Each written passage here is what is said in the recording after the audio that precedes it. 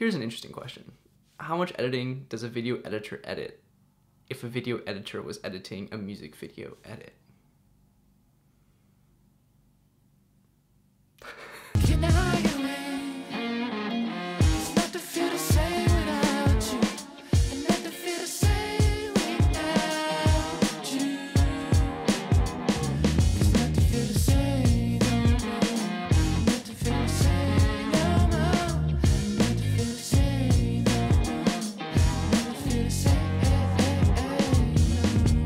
How's it going? Hello everybody. As you probably already know, I recently put together a music video for a song called Made to Love. It's written and performed by my brother Nico, who goes by the name of G.Gali. He's super talented and definitely going places, so be sure to check out his songs and the actual music video. I'll link everything in the description below. In my last video, I went over how we planned and shot the entire music video, but for now, right here, we're gonna go over how we edited the music video.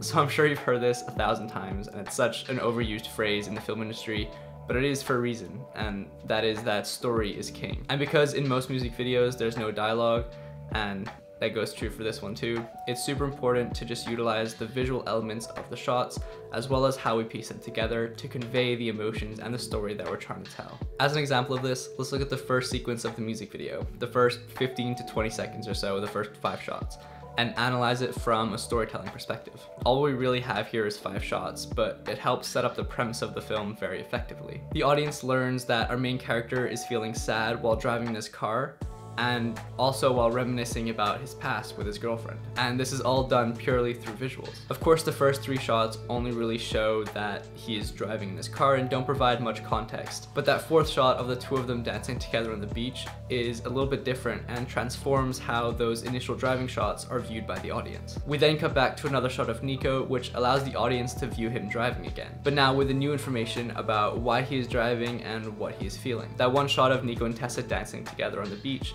provides important storytelling context for the rest of the driving shots. It's similar to how the Kuleshov effect works in that multiple shots in a sequence provide a lot more meaning than just a single shot by itself. To demonstrate this further, I'll remove these 2 shots, which are sort of unnecessary for the telling of the story. And now we are left with these 3 shots. The shot of Nico driving, a shot showing what he's thinking about, and finally a reaction shot to that, allowing the audience to subconsciously infer that he misses his girlfriend. I also added a crossfade to help connect the 2 shots, but in my opinion it also helps emphasize the sad emotions that Nico's character would be feeling in this situation. Okay, so that's the opening sequence. It's honestly really simple, but just the fact that the audience is able to grasp a hold of the whole concept of the music video from the very beginning gives them that foundation to understand the rest of the music video and the rest of the narrative that we're trying to tell. Okay, so in order to piece together the rest of the music video, I started by placing all of the performance shots onto the timeline on top of each other. And then I just highlighted everything, making sure to also include the actual song in the highlight selection. Then I right-clicked on one of the clips and clicked on synchronize. Then when this box appears, I just clicked on the checkbox next to audio and left the track channel to 1 and then hit OK. And Premiere will then use the audio from the Blackmagic files to sync all these clips with the actual song. From here, I deleted the Blackmagic audio, leaving me with my performance shots nicely synced up to the song, so I can easily start cutting and piecing together the performance aspect of the music video. And once that was done, I went back and added all the narrative elements into the music video, played around with it quite a bit until I was happy with the structure of the video. Okay, now let's get a little more technical and get into how the aesthetic was constructed. So firstly, let's talk about color grading. And to be honest, most of the color grading was done before even going on set to shoot. Before shooting, Nico and I actually decided on a LUT that we would use so that we could load it onto the Blackmagic screen, seeing what the actual video would look like after we applied the LUT in Premiere. So basically we kind of already knew what the video would look like. So all I did was load the footage into Premiere and apply the LUT, and that was most of the color grading done. The LUT I used was from Rafael Vesco and Matteo Bertoli. It's their buttery LUT collection. I used the Blackmagic Natural Rec 709 V3 LUT for all of the clips. And to be honest, I'd highly recommend using any of their LUTs. They all look really good. Then from there, I looked at each of the shots individually in terms of their color and their look, and made some small adjustments in lumetri color. Okay, as an example, firstly let's go over and look at this shot of Nico on the train tracks. I added a bit of contrast into the shot, then went down to the curves and adjusted the hue versus sat curve, which basically adjusts the saturation of individual colors you select. And I knew I wanted to increase the saturation of the blue sky and the orange looking grass, basically emphasizing the teal and orange colors in the shot. So I clicked on the eyedropper tool and then clicked on the blue sky. Then Premiere automatically creates 3 points on the curve around the color that was selected. I then pulled the middle one up, which increases the saturation of the blues that are within this color range. I then did the same thing for the orange grass, but didn't bring it up quite as high.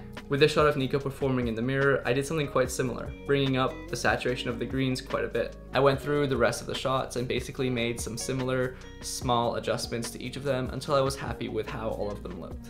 There are 2 more edits to make on all of the shots, changing the aspect ratio to something that looks like a 4:3 aspect ratio, and also adding noise. The reason we decided to do this was to emphasize the warm, film-like feel that we wanted to go for, making it seem vintage or classic, maybe even nostalgic almost, just making it look like it was shot on a slightly older camera. So in order to make this a lot more efficient, I'm gonna start by adding an adjustment layer. I'll navigate down to the bottom of the project panel and click on the new item button.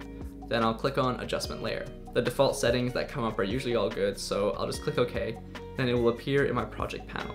Then I'll drag it over the top of the footage on my timeline and drag it out to cover the entire project. Now any effect that I add onto the adjustment layer will apply to all the clips below it. So first, let's add some black bars on the side of the video to change the aspect ratio. Navigate over to the effects tab and search for crop, then drag it onto the adjustment layer.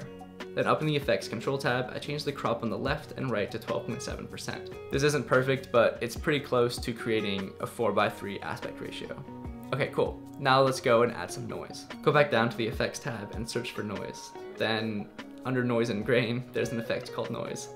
Drag that onto your adjustment layer, and in this instance, I brought it up to 8%. But it's really a personal preference and you can play around and decide how much noise you want to put into your video. One thing that is kind of annoying is when you upload the video onto YouTube, the compression, like YouTube's compression, kind of messes up the way the noise looks. So the noise will definitely look a lot better on your computer before you upload it to YouTube. But I think if you upload it to Vimeo or something like that, where it doesn't have the same compression, it'll retain a lot of its information and the beauty of the noise will shine through.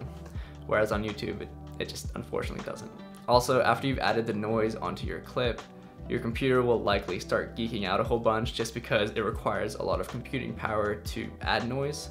So you just have like a super slow computer for a little bit. So what I like to do is just click this effects button right here to toggle the effect off so that you can go about making more edits without your computer being super slow. Then before you export the video, just make sure to toggle it back on. Oh, and also it'll make your export time super slow. This 3.5 minute music video took about 5.5 hours to export on my computer, which is kind of crazy. Okay, now we're gonna go over some effects that we added just to give the video a little bit more elegance, some flair, and just make the overall video a lot more intriguing to look at. And the first of which is this dreamy looking effect that we applied to the shot of Nico and Tessa dancing on the beach. So basically there are 2 shots on the beach. One of Nico, just chilling out by himself on the beach looking kind of sad, and one where Nico and Tessa are vibing out together on the beach happily. My intention was to make the shot of Nico by himself seem like the present, while the shot of Nico and Tessa together a projection of Nico's imagination, him sort of reminiscing about the past. And I feel like without the dreamy effect, this wasn't conveyed as effectively. So to achieve this effect, all I did was duplicate the clip by holding Option and dragging up. Then I navigated over to the effects tab and searched for the directional blur effect and dragged it onto the top clip. I changed the direction to 90 degrees and the blur length to 40. Then I scrolled up a little and dropped the opacity of the entire top clip to 50%, and that's it. I did make a more in-depth tutorial on how this is done, so if you're interested, definitely go check it out. Secondly, I also added in some digital zooms, which I think really brought the music video to life, giving some much needed energy to those still tripod shots. Everything was shot in 4K and I decided to edit on a 1080p timeline so that we'd have quite a lot of room to maneuver and play with the zoom ins and zoom outs. Let's use this shot here of Nico in the field as an example. I started off quite wide but zoomed in until Nico was center frame. And to be honest, I just kind of liked how this looked. There was no deeper thought or deeper meaning behind making this decision, other than the fact that I thought it looked really cool. So to do this, just scroll over to the part on your timeline where you want the zoom to start, Then hit the stopwatch button to make a keyframe on both the position and scale of the clip. Then scroll over to where you want the zoom to end and adjust the scale as far as you like. Then adjust the position of the clip to reframe your shot. You'll see that your second keyframes on both the scale and position will be automatically added in. Then just highlight the right two keyframes and right click on them. Then navigate down to temporal interpolation and then select ease in. Then do the same thing and highlight the left two keyframes and right click on them too. Again, navigating to temporal interpolation, but this time select ease out. This will make the animations a lot more smooth and pleasing to look at. Okay, part 4, the text. The text was sort of an extra piece to the music video that we felt could make it a lot more enjoyable to watch. The thought was that if the audience was able to follow along with the lyrics, they'll be able to connect with it a lot better and hopefully enjoy the music video a lot better too. The font we used is this font called Made Sunflower, which was introduced to me by my friend Anna Laura about like 6 months ago, and to be honest, since then, I've literally used it on everything. If you look back at a couple thumbnails from past videos, you probably recognize the font in there too. We also decided to go with a yellow font. I don't really know, but there's something about yellow fonts that just look really good, like really cinematic. So we decided to go with that. Also, the yellow color of the font definitely matches that warm film-like feel that we're trying to go for. Now, for most of the shots, we decided to just put the text as subtitles, but for those mirror shots in particular, we decided to get a little more creative with it and play around with the size, position, and timing. So to get the text to appear at different times, start by searching for the crop effect and dragging it onto the text clip. Then make a cut each time a new word is said, so basically each time you want a new word to appear, and then you just have to go into each one of the individual text clips and adjust the crop so that only your desired words are visible. It'll take a bit of time depending on how long your video is, but it'll be worth it in the end. Cool. That was a long video. Let me know what you think of it, if you found it interesting, if I went into too much detail, or if you want me to go into more detail for the next one. Whatever you think, let me know in the comments below. And as always, if you enjoyed the video, please leave a like and subscribe as well. And I'll catch you in the next video next week. Have a good one.